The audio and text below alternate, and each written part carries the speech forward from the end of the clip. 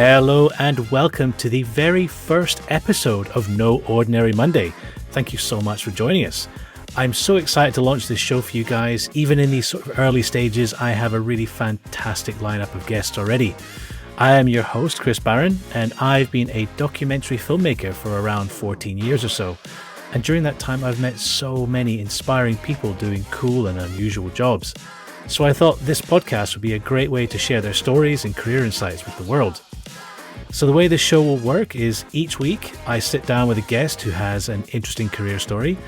We're going to explore how they got there, what it's really like behind the scenes, and then we're going to take a deep dive into the single most unforgettable experience of their career.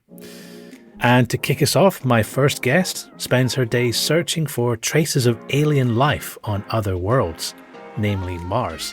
Dr. Nina Lanza is a planetary scientist at Los Alamos National Laboratory. That's the place where they first developed the atomic bomb. But these days they do things like support Mars missions with specific technologies and research areas, one of which is Nina's Mars laser, which we're going to get into.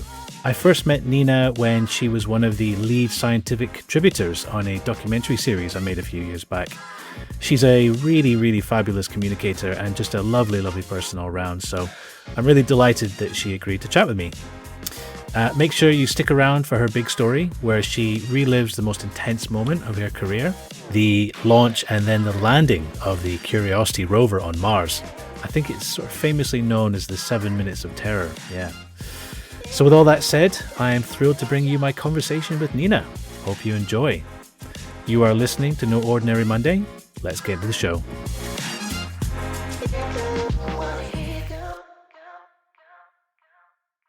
Nina Lanza, or should I say Dr. Nina Lanza, what do you prefer? I'm a pretty casual person. I do have a PhD, but it does feel like, that was a while ago and it doesn't define who I am. So, just Nina is great. Some people prefer it. My wife, for example, she's like, I worked hard for that PhD and people are going to call me doctor.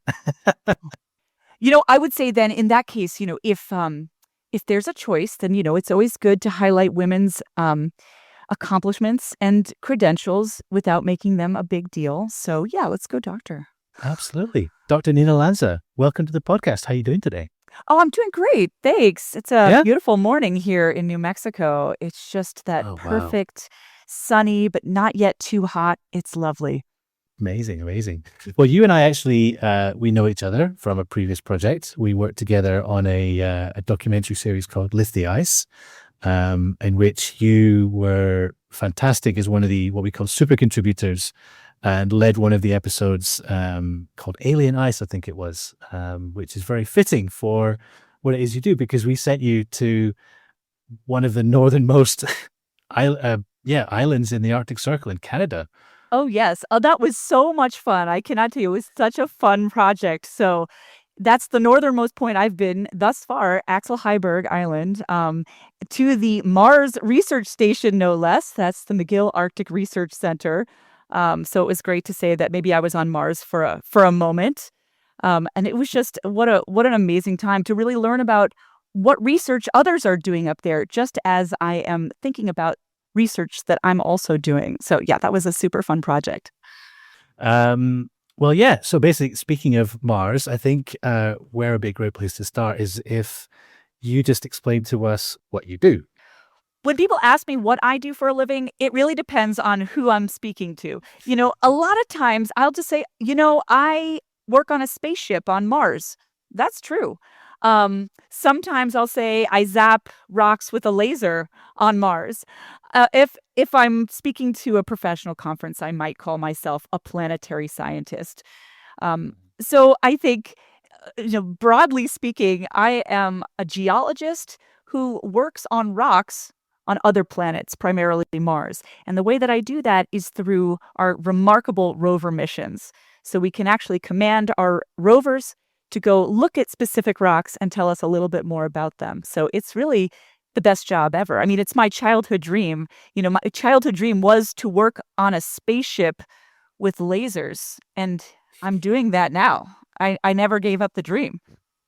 It's awesome. Did that come from watching a movie, or spaceships and lasers sounds like you watched a movie and went, I want to do that? I am absolutely certain that came in from the cultural zeitgeist. There's so many different science fiction films which show some version of that. And my parents were really big nerds themselves. It may surprise you that I come from a nerdy family.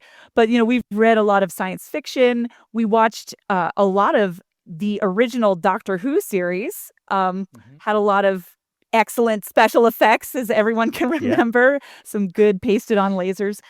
But so I would say that for me, the dream was, to really understand what was in the universe using the tools that I could imagine. And maybe, I've gotten lucky in that, like, my imagination has actually come true. And that, how often does that happen? I didn't really have a great plan for, what my spaceship would be and like what lasers we're talking about, what would they even do? But I knew that it was something that really called to me. And so I would say it's more than anything, I've always wanted to be an explorer. So, yes, basically, you are a geologist. Most geologists work on this planet. What's wrong with Earth? Why Mars or why other planets? There is nothing wrong with Earth. In fact, I love Earth. We live on such an incredibly interesting planet, not to mention that it takes really good care of us. So I love learning about Earth as well. But for me, the way that I got into geology was wondering about rocks on Mars. Of course, we had landed with Viking and saw some images. But for me, I was in high school at the time and I saw these pictures and my mind was blown. It felt like a place that I could go, that I could walk. And that's when I first got an inkling, maybe rocks are kind of interesting. Brilliant. I mean, I educate as a biologist, so I'm a scientist of sorts, but my dad was a geologist. And so I grew up going on field trips. We'd go camping in the mountains and he would be, driving on the road, pointing at rocks here and there and say, oh, look at this fold here, and look at that fault there, and look at this rock here. And then all that kind of stuff. And I have to be honest, I guess I'm one of those that I never got it. I was like, what is this obsession with rocks? And, even later in life, I'm like, what is it about rocks that get you so excited? They're just rocks. And from his point of view, I'm curious to hear what your thoughts on this, but he was just like, it's each of these rocks tells a story of the earth and, how it formed and, all you look around a mountain range and you're seeing all these different stories play out and blah, blah, blah. But from your perspective, I'm curious, what is it about rocks that gets you so excited? It's so funny that you tell this story, right? They're like, oh, rocks, who cares, And because my mother was also an undergraduate major in geology. And so I, too, spent many a family road trip forced to stop at road cuts and being like, why are we looking at this? It's just a rock. Who cares? And not caring at all and wondering why it mattered, But I would say that I think, of course, it's always hard for your parents to introduce their passions to you because you are predisposed to say they're lame, even if they are super cool. So there's a little element of that, but I think that, once I understood what you could do with geology, it really changed my perspective. And it's exactly like you said, every rock tells a story, and that story can be extremely exciting. And it really depends on the type of rock. But, the reason we know that life arose on Earth about 4 billion years ago is from a rock. That's the only evidence we have left. The only object left from that time period is a rock. And in that rock is this little tiny piece of mineralogy, morphology, isotopic data that tells us life was here. That's amazing. That is incredible that it could tell you that. Just this little rock that maybe if you were walking down the street, you'd kick it. You're like, ugh, rock, get out of my way. This rock has been through a lot and has seen so many things and would tell you them if you only cared to look and listen. And I feel like an example of sort of how my perspective really changed. I decided to go to graduate school in geology, having literally never taken geology. So it was a little tricky, hard start. But I remember very clearly one of the very first geologic field trips that I went on for structural geology, a classic geology course. And it turned out it was like a road cut in the back of the new Target, like the store. It's in a parking lot. And I'm like, why are we going to the mall? Because they had just cut open a hill. And the professor's like, all right, what do you see there? And I was like, I just see an expanse of grayness. Like, looks like they use dynamite. There's some drill holes. But as I sat there, he's like, just draw it. Just draw what you see. Mm. As I sat there, I was like, wait a second. I'm seeing there's some really weird things in here. Like there's these big round things, and then there's some lines, and they're bendy underneath. And you know what I was looking at? It turns out I was looking at an ancient pillow basalt. A pillow basalt is what happens when very hot lava flows into a body of water. And you can see they form these pillows, right? Because they're very round, and they have the outside is quenched glass, and the inside cools more slowly. But it's these big circular things. And it took me a really long time, I would say, of standing there in the back of the Target parking lot to actually see that. And, I laugh now because I'm like, it's so obvious. But what I learned that day is that we don't often spend a lot of time looking and seeing whatever happens to be there without looking for something or being judgmental or wondering how long we have until we have to do our next thing. You'll be amazed at what you see. So, for me, it's rocks. I think for many people, it could also be rocks, but if you just spent a little extra time looking at them, it doesn't mean that you have to be a geologist. But I think rocks can be amazing if you take the time just to look at them. Brilliant.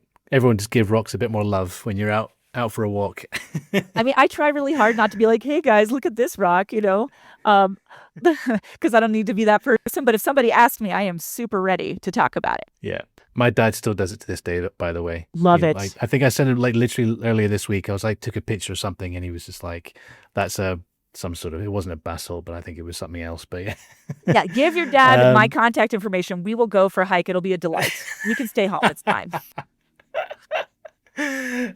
Okay, so I have something of an interesting little surprise. I was researching just for this episode a little bit into my back catalog, and I realized that you and I kind of had a weird, almost, well, our careers kind of crossed about 7 years ago in an indirect way. Let me just see if I can share screen really quickly. I'm so excited for the surprise. Can you see that? Yeah, you're in the Mars yard? Yeah. Yeah. The JPL. Yes. Oh my gosh. Yeah, wait, 7 years ago. Gosh, that would have been, look at me, we still would have been, that's right before, I mean, it's in between Curiosity and Perseverance. Yeah.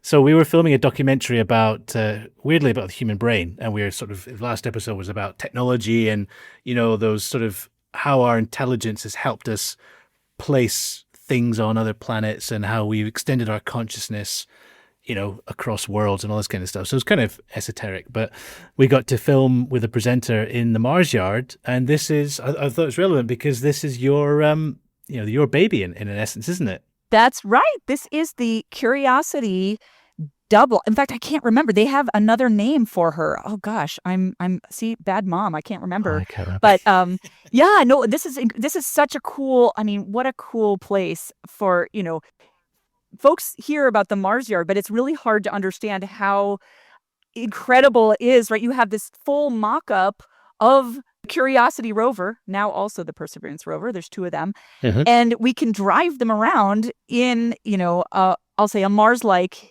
environment as much as we can make Pasadena, California, Mars-like. Yep. Yeah, that's so cool that you were able to be there and filming. And did they let you drive it? Because you can, if you have an iPhone, they sometimes let you drive it from your phone. Oh, I think this was before. Maybe they didn't let us drive it at that point. I don't think It's it was okay. just doing its thing. I think, but yeah. I mean, for anyone listening just on the audio, I'll put this up on socials and then and the website and stuff. But Nina, just sort of describe what your baby is. Well, it's a very large baby, it turns out. So the Curiosity rover is the largest rover to have been sent to Mars. And that's, rivaled by Perseverance, which is a twin. So this rover is just, when you look at the chassis, it's about the size of a Mini Cooper. It's got 6 wheels. And it's got this really interesting suspension system. So there's a lot of bars kind of holding the wheels to the body, and that's called a rocker bogie system. It allows the rover to drive over rocks that are pretty big. You can see that it has a very tall mast. I think it's about 2 meters tall, so maybe 6-ish feet tall for those Imperial unit lovers. It's got my instrument, the instrument that I lead, the ChemCam instrument, right at the top, which is about the size of a large shoebox. And it's got what is essentially just one eye, a left eye. And this is where our laser is fired from. So we are right at the top, like the head of the rover. You are not quite in the line of fire in this frame. Lucky for you. Lucky for me. Yeah. I mean, if it did fire at me, what would I feel? Would it be lethal? No, not at all. So this Okay. laser, it's not eye safe. So please never look at the laser because it Yeah. does vaporize the material that it touches. That being said, it doesn't vaporize very much. Now we want to keep every part of your eye. So don't ever vaporize any part of your eye. But if it see, your back is to the camera. So if it decided to attack you from behind, Curiosity would never do this. But you would probably feel It's well like a behaved. little, like a pinch or, Mhm. or almost nothing, right? Because it is ablating micrograms. So the laser can be focused on a target up to 7 meters or 23 feet away. So you're well within range. We could absolutely get you. But the spot size is only like about a 0.5 millimeter in diameter, depending on how far away. I'd say for you, it'd be maybe a little bit bigger. And that's not very big. It's really, really small. And it's just, again, you don't want to vaporize any part of your body. It's probably a mistake Yeah. unless it's done Not deliberately. recommended. Like LASIK, but this is not LASIK. So, Yeah. Yeah. yeah. A So, bit different. you are well within, actually striking distance for many of the instruments on the rover, right where you're standing, even though you're not in direct contact with it. And would it be able to figure out So what I'm made there's a of? left arm, so you're a little far away from the. Yes, yes, absolutely. So if again, we would never ablate a person. That would be Yeah. totally a safety Yeah. mistake. But Yeah. if we were to do so, yes, we would see what your constituent elements were made out of, right? So we Amazing. vaporize material and we break down the molecular bonds into elements. And those elements, they get pushed into these higher electronic states from the heat of the laser. And as they cool down, they will emit photons at characteristic wavelengths. What that means is, as it cools down, you'll see different colors of light. And so ChemCam can see, we have a telescope on there, also through the left eye, that can look at the color of light that we make when we vaporize a little piece of your t-shirt. And then that can tell us with our spectrometers what elements are in that material. And that's without ever Brilliant. touching you at all. Yeah. And so I guess it's quite a good way of explaining your day-to-day job. Obviously, you have this rover, which is the Curiosity rover, and then you also have the newer big brother, big sister, the Perseverance. And the instruments that you work on, the ChemCam on this one, and then I think the SuperCam on the other one. Day to day, what are you guys doing? You're going out there blasting rocks to figure out where they're made from, but ultimately, what's the hope? What are you looking for? These two missions have different goals. So the goal of Yep. Curiosity is to assess the past and present habitability of the Martian environment. So habitability is an environment in which life, as we understand it, could exist. It doesn't mean that we're looking for life. It just means that we're looking for environments that could support life that we understand. So that's what Curiosity is doing. So Perseverance is actually looking for signs of ancient life. We felt so confident about finding a habitable environment in Gale Crater, where Curiosity is, that NASA felt comfortable enough to say this next rover, which is a fraternal twin of Curiosity, is going to be looking for signs of ancient life in the rocks. And that's not to say there isn't modern current life on Mars, but number one, we don't have the right instrument payload to really assess that. And number two, if it's there, it's not very abundant. It's not very obvious. That doesn't mean it's not important that we shouldn't look for it. It's just not the mission of that rover. And in both cases, all of this information that we're gathering with both rovers really helps us understand how to uh, support a future human mission, right? Because we have a good insight into what Mars is like today. Curiosity has been on the surface of Mars for almost 13 Earth years. That's a lot of data. It's a lot of knowledge. Perseverance has been on the surface for a little less time, about 4 years, but that's still a long time to gather information to say, okay, what are the hazards that we didn't anticipate for a human mission? What are some things that we need to keep an eye out? What are the resources? There's all kinds of things that we can learn for a future human mission from these robotic missions. So that's all part of what we do. And then just finally, the big part of Perseverance that is quite different from Curiosity. Perseverance is actually the first part of another mission, which is Mars sample return. Taking samples that are really well documented, really well studied on Mars, and we're packaging them up in anticipation of sending another spacecraft to go pick them up and bring them back to Earth. And this will be the very first time we have done sample return from Mars. So that is a big difference between the missions. Curiosity, there's plenty of things I'd love to package up and bring back to Earth, but we won't be doing that, Whereas with Perseverance, we have this opportunity now. If you get them back here, to put you on the spot again, finding life, confident, optimistically, hopefully optimistic, confidently optimistic. Yeah, people always you have ask to me, be, right? Well, yes and no, because scientists are so wishy-washy, aren't we? Right? We're like, well, maybe. And I'm just going to tell you this little story before I answer, because I remember I was like living in some student housing as a grad student, and I had an infestation of house centipedes, which are totally harmless, but like horrifying because they've got those long legs and are very fast. So this guy came to my house to spray the house a little bit. And so he was just like making conversation. What do you do? Planetary science. I'm studying Mars. He's like, so are there aliens? And I was like, well, it's a great question. There could be. And he's like, stop flip-flopping. Yes or no. And I was like, oh my gosh, like that's how most people see us nerds. It is, yeah. Because we're not answering your question. Like, how hard is that question? Where's the aliens? Where are the aliens? Where are the aliens? And I'd like there to be an option C, which is I don't actually know where the aliens are. But I am. We're looking for evidence of them. Yeah, that's right. I would say it is tricky to answer the question because I would feel, obviously, I'm confident enough that we could find traces of life on Mars that I spend the majority of my working hours certainly trying to find them. So I hope that's the statement of confidence in the sense that I'm like, I think it is incredibly plausible.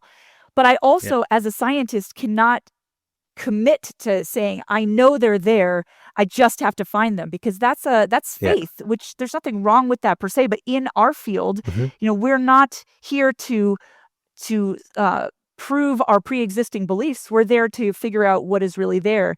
And, we have often been wrong and often been surprised.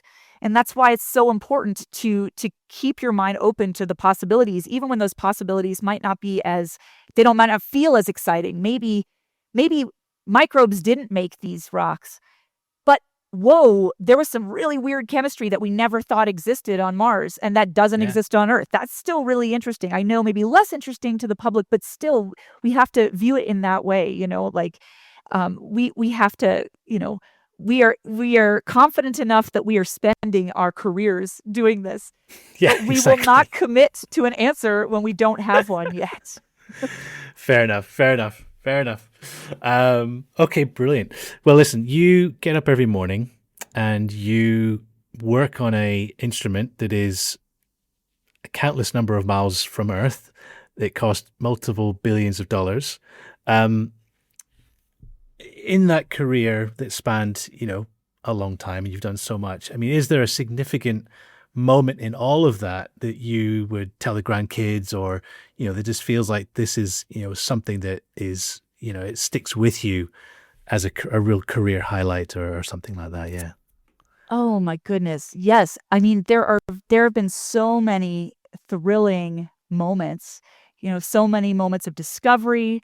There have been some moments of despair of, where things are not working. Um, I would say that, this might be a little bit trite, but, just seeing our instrument, our entire rover leave Earth for the last time was incredibly emotional and meaningful and terrifying. Because rockets don't always launch well. Yeah. Sometimes they blow Yep. up. And if Yep. this one blew up, I mean, that blows up everything that we've been working on for many, many years at that point. And of course, when we landed, that's another really dangerous point, but also it's the first view that we have, the first when the rover, opens its eyes, so to speak, and sees, where did we end up? And just getting to see an image from this place for the first time, being one of the first people to see Wow. this, it's just, there's nothing like it. That is discovery at its most basic. And so, I think there's a lot of emotions around that. That's probably why, I can still remember what that felt like, especially, when we were landing. Gosh, I couldn't even like sit in a chair. I was like, kind of like I mean, on walk the us through floor. that day, like from the night, like the morning you wake up or whenever it is, like just walk us through what happened that day. Well, so that day, that was August 12th, 2012. I guess it was August 6th in the East Coast. So people sometimes get this date, but I was on the West Coast because I was Hmm. at the Jet Propulsion Laboratory, JPL, with You're the in the rest of the room, in science the students. control That's room. Yeah. that's right. Although I'll just Wow. note here, there's a lot of video that shows the flight team, so it's EDL, entry, descent, and landing team, with their light blue shirts and they're celebrating. Everyone's like, "Where are you?" I'm like, "No, no, no. The scientists are in the basement. We are not as photogenic. Okay, they put us lower in the building. Okay, but I'm there. I'm there, just not visible Yep. in those Yep. Yep. videos. Also jumping up and down. That's ridiculous. So Yeah. yeah, so I would say that our biggest fear upon launch was an anomaly with the launch vehicle. Now NASA has had a really good track record for a long time, but 2/3 of Martian spacecraft have failed in some way, and some of them have failed, before they left Earth. And so I think if I recall correctly, the launch pad that we were on was right next to the one that SpaceX had been renting, and they had just had an anomaly, and it was all like charred out.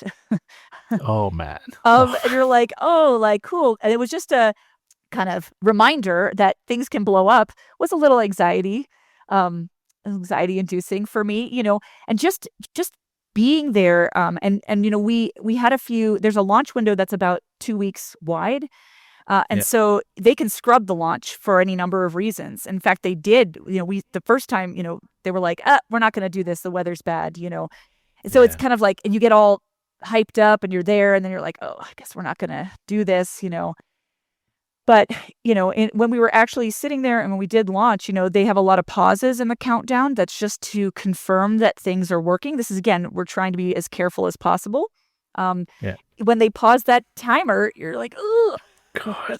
You're completely powerless as well. Like you're just Yes. sitting there, like sweaty palms and all sorts. I can imagine. Yeah, and I'm literally just a bystander. I can't do anything. I have no Oh man. contribution except for my extreme anxiety. So, yes, it's dangerous. Yes, it's scary. Yes, there are 3,000 things that could go wrong. But in fact, we've got incredible flight teams that have gone through so many anomalies in their simulators, like so many, that they are ready. They are ready to do their utmost to solve those problems on the fly. And so I always Brilliant. remind myself of that too. Like there's just so much practice and testing that happens in advance. We don't just get together one day and we're like, oh, like I wonder if this works. I don't know. We're gonna find out. Push the button. There's a lot of rehearsal that happens. So that's how I kept my anxiety, to just a simmering medium, is because I know those teams are so good. And indeed, of course, spoiler alert, it launched no problem at all. Um, and then it was a little anticlimactic because it's gone now. And now the only way we can track it, is just we have to log in like anybody else and see, well, where is it? And and it was Yep. like 6.5 months that it was just cruising, Wow. and there's different It's just, milestones yeah. that we hit, right? Like we're going to Yeah. turn this on at this time. We're going to do this test, and so each Yeah. time that happened, we would be further excited. You're like, Amazing. this is working. Yeah. But then you have to just wait. You just have to wait because space And is then big. and then you came back to JPL for the landing, which I'm sure was even just as stressful as the launch. Absolutely. Yeah. So the landing of Curiosity was a never before tested combination of techniques. So people recall that the Spirit and Opportunity rovers had these big bouncy balls, right? They were just bouncing on with airbags. Hilarious, and totally effective. But this rover was way too large for those airbags. It would have popped them. And so they had to design a new technique. And so what this was, we used the sky crane, which seems crazy, right? So you come into Mars, you've got this basically this back shell that's slowing. You can aero brake.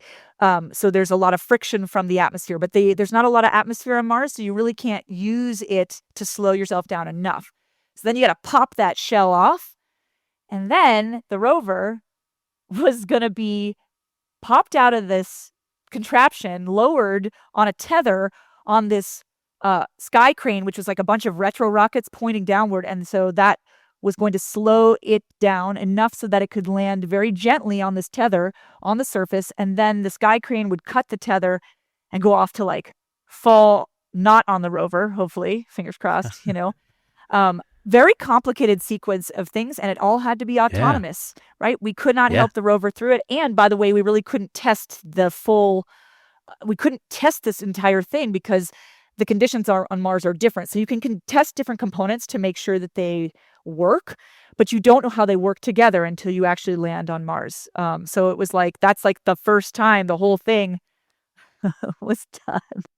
Oh my So God. What was the feeling like the first time where everyone was like, it survived? What was the feeling that you and your team felt when you had the good news? I mean, I had like sort of two competing feelings because I was so excited and then I was so tired.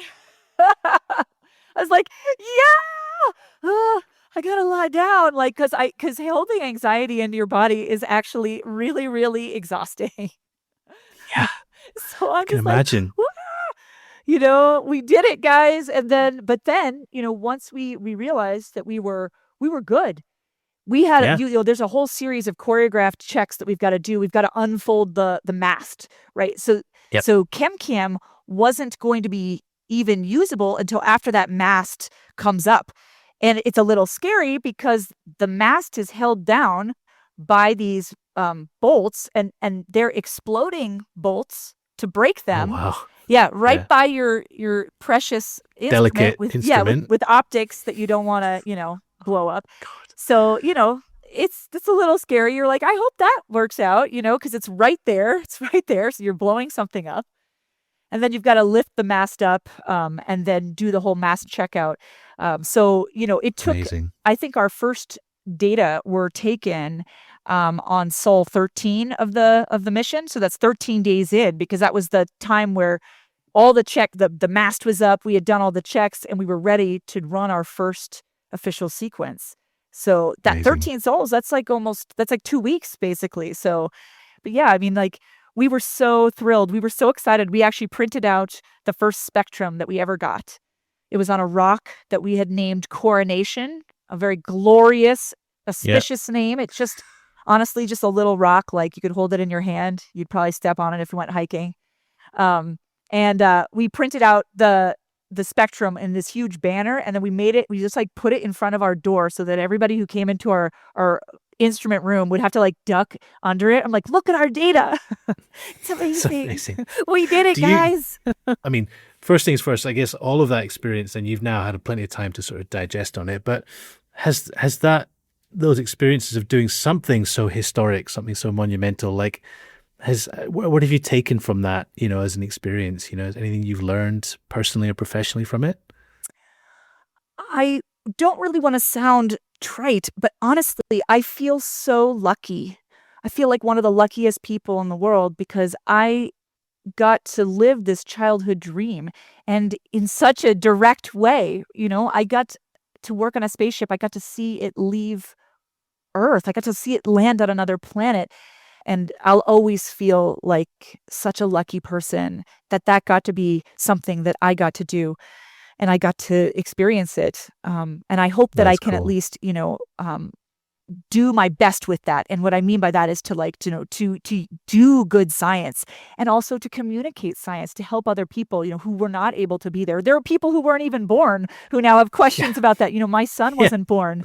Yeah. And to tell him about it and to help it, to help him at least get a taste of that so that, that he can be ready to whatever his spark moment is, whatever that is, that he will be ready to cherish it too. Yeah. Brilliant. Brilliant. I mean, one of the big aspects of your job, and indeed as a scientist, is doing what you're doing right now, communicating what you guys are doing, And I'm curious that, spending this time or making the effort to do this kind of stuff, how important is that, whether it's inspiring like the next generation of scientists or just helping people understand what you guys are up to? You're not just like some mad scientists in a lab, like concocting weird things. Like there's actually a genuine purpose to it. I mean, how important is this act of science communication? I think science communication is an obligation. And I feel that even more so, again, as a publicly funded person, it's my Mm, job to tell our taxpayers, what did I do with your money? And like, why is it amazing? And I'm happy to do that. I love doing that. I think there's a misconception that scientists are separate from the rest of humanity somehow, that we're a special breed. And yes, we are probably nerdier and maybe more socially awkward on average, but we are human beings that also live within society. We're everywhere. You may know a scientist and you don't know they're a scientist, right? We like to eat dinner and go for yeah. walks. Yeah. We have interests outside of science too. So we're not separate, right? We're not different people. We just often, never let go of our childhood curiosities. And Mm, that's something that I think is a gift, maybe also a curse because we can't let go of these little questions that drive us crazy, and it's why we have to do science. But I think that, the fact communicating to folks, here's what we're doing, here's why it's so interesting. If I can't be excited about it, why should anyone else be excited about it? And I am really excited about Mars research. So hopefully that is coming across and people understand that. Um, and sort of following on from that, like anyone listening to this who might be, it could be like a 7-year-old kid, or it could be someone who's in their like mid 30s who's stuck in a job. They're like, oh, but that sounds amazing. Like anyone listening to this, like who would love to follow in your footsteps or do something similar, what kind of advice would you give them for getting into this industry, or whether it's specifically planetary science or whether, science in general? well, I would say, first of all, don't worry about how you're going to do it, right? I had no idea how I was going to live my childhood dream of working on a spaceship. And, yes, many adults, they laughed. Well, here we are, right? And so I did not have a plan. So no matter where you are, if you're 7, if you're 37, you don't need to have it all figured out. I would say, if you know what you love, and you know that this is what you want to do, then I would say just follow the opportunities. A lot of people too feel like, oh, well, I just wasn't very good at math or I wasn't very good at science in school, so I wasn't cut out for that. Just remember that being good at school is not the same skill set as being good at research. Nobody believes me when I say this, but I'm sure that someone could find my transcripts. I was not particularly good at school. I was not like the best student at all because, there's a lot of things that you got to do to get an A in a class. Okay. But what I Yeah. do is not the same skill set. I've got to take a jumble of information and make it make sense. And I've got to like, be really creative and finding connections. So yeah, Yeah. don't count yourself out. Right. And the thing is that like when I say if you know this is what you want to do, what I mean is, so I want to give an example. I had a mentor who told me, okay, if you really want to figure out what it is that you want to do, should you go to grad school? Should you not? Um, Make a list of everything that you love learning about when nobody makes you do it. Right? It's not a homework assignment. So Yeah. it's my real list. Okay, my real list. I was like, oh, like I love science fiction. I read so much science fiction. Um, I love spaceships, like, because spaceships are really cool. And I'm super into the idea of aliens. This is my list, okay? And you know what? I was like, obviously, I should be studying Mars. And that's when I applied to grad school to work on Mars research, you know? So yeah, Amazing. you don't have to, it doesn't have to be fancy, right? You don't have to be like, I've got this very well formulated plan and I have like, 5 bullet points of like success metrics. You can just be like, I love spaceships. And then the next step is just finding the ways to be involved. You don't need to start with a fully formed job, right? You can start by becoming an expert, even on your own. There's so many resources available. So you can start learning and start Yeah. honing that. And then as you progress, you're going to start saying, "Hey, this is the direction I want to go." You will figure it out. You don't have to have it all figured out all at once. I first got my first Mars job actually by calling this very prominent Mars scientist for every day for 2 weeks, like a crazy person. What? I know, but so I was like, Wow. yeah, and I was Tenacious. very young and I didn't totally appreciate how kind of crazy it was. I was just really enthusiastic. I also didn't appreciate that this guy is a very big name in the field. And I feel like I got lucky that he's actually a really nice person. Um, but I would call him and because I had read a little article about him, I was like, I'll just call him up. And I leave him these messages, or he would answer and he's like, "Oh, I don't have time to talk." I'm like, "Great, I'll call you back. Bye." Like, um, and then How old were you at this I point? was like Were you like, 22, maybe barely something okay, like that. yeah, Like, yeah. not So a like baby, but university age, yeah. yeah, but I was like College age, yeah. probably old enough to know better. But I was just so excited to talk to him, and he wasn't like saying, "Stop calling me." There's finally the one time Wow. he was like, "Okay, seriously, why do you keep calling me?" And I was like, "Your research is so interesting. Like, can I have a job?" And he's like, "I will hire you as a student to work for my colleague. Stop calling me." Okay. Amazing. I'll hire you to stop. Please just stop calling. I'll hire you. Yes, I mean, But it it worked. totally worked. I know. Yeah.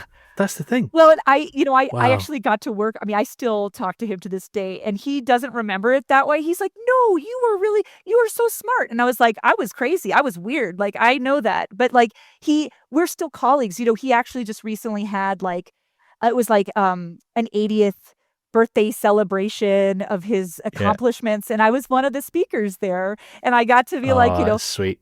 that's where it started, and now here I am. I'm leading an instrument on a rover, and like it all started with this one person who decided to give this like weird nerd a chance, like on a summer internship. So, That's amazing. yeah. So I mean, I also tell people, you don't obviously don't want to harass people, but I just didn't know to stop because I was so excited about what he did, and I wasn't really demanding very much, right? I was just like, "I just wanna talk to Yeah. you and, like, tell me about all these things that you did, and, like, maybe could I be your student?" And, like, Yeah. if he said no, it would've been fine, but yeah, Amazing. but he said Yeah. yes. What have you got to lose? At the end of the day, what have Right, you got to right. I lose? had nothing to Yeah. lose. Amazing. Oh, fantastic. Well, listen, Nina, thank you so much for taking the time. And your passion, as I said before, is so infectious about this subject and your career. And obviously, you're extremely proud of all your accomplishments, and it's been amazing. So, I mean, just I always like to say at the end, I mean, anything that you would like to plug, or anywhere people could find you, or Twitter or things like that. What would you like to plug? Oh, sure, yeah. Well, I mean, I do have a website that I sort of update. It's ninalanza.com. So you can Nice. check that out if you want. I'm also on Instagram as Vermilion Planet. Um, yeah, I think though, if I would leave folks with one thought, I think right now, as we're speaking, we have a lot of uncertainty in the future of NASA in general and sort of our funding. And I just wanted to remind folks that, they have a say. I think that, as I've said, Mars sample return, I think, is going to be so important for taking our understanding of Mars to the next level because we'll have these samples back here on Earth in our terrestrial laboratories. And, maybe you don't care about rocks because you're like, we have plenty of rocks on Earth. Well, if we want to send people to Mars, we have to understand what rocks are there. And that's because we need to understand what resources are there for those people. We need to understand what hazards exist for those people.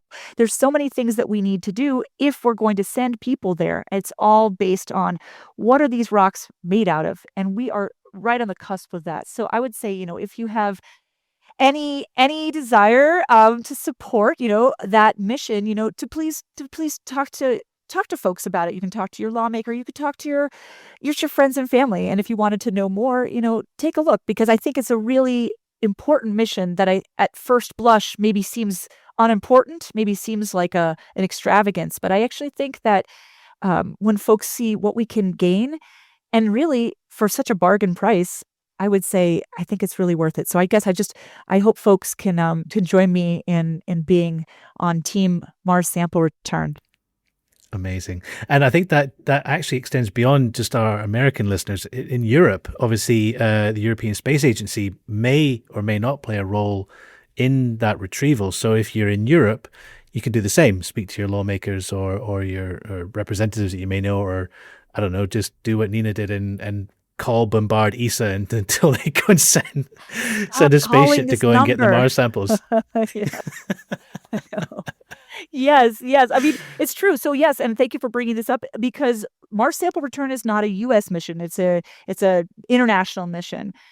Just like both rovers, Curiosity and Perseverance, are both international. We have so many international partners. In fact, ChemCam and SuperCam are jointly run by the U.S. and France, right? So this is not an endeavor that's done by one nation. This is done by the entire world. And so, I think those samples, they're not just going to go to the United States. They're going to give knowledge to everyone. And that's part of our mandate, is that we don't keep secret data. We actually give all of our data to the public. So anyone who'd want to look at it can look at it. So yeah, I think it's Fantastic. a really important part of hopefully our future, as we become more spacefaring as humans ourselves, and not just sending our robotic scouts. Brilliant. Nina, Lanza, thank you so much for taking the time for the podcast. It's been absolutely brilliant speaking with you, as always. Well, thank you so much. This has been such a fun conversation. And as always, thank you for letting amazing. me, run wild and talk your ear off about all these things that get me super Anytime. excited. This has been fun. Alrighty. See ya.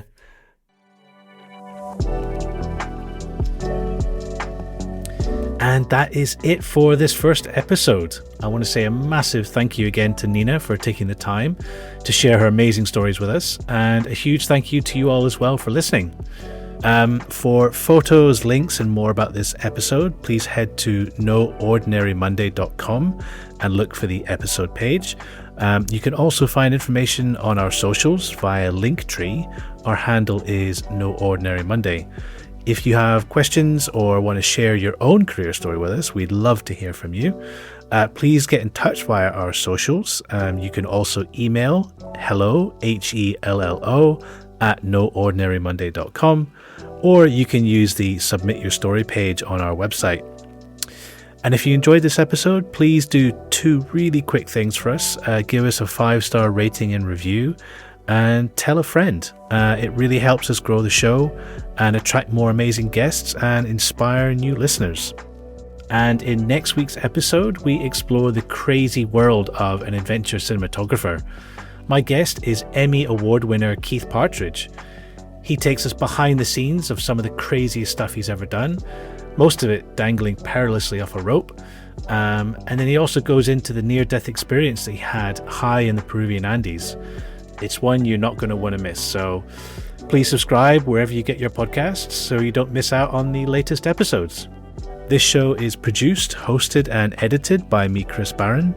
Thank you so much for listening, and have a great Monday, everyone.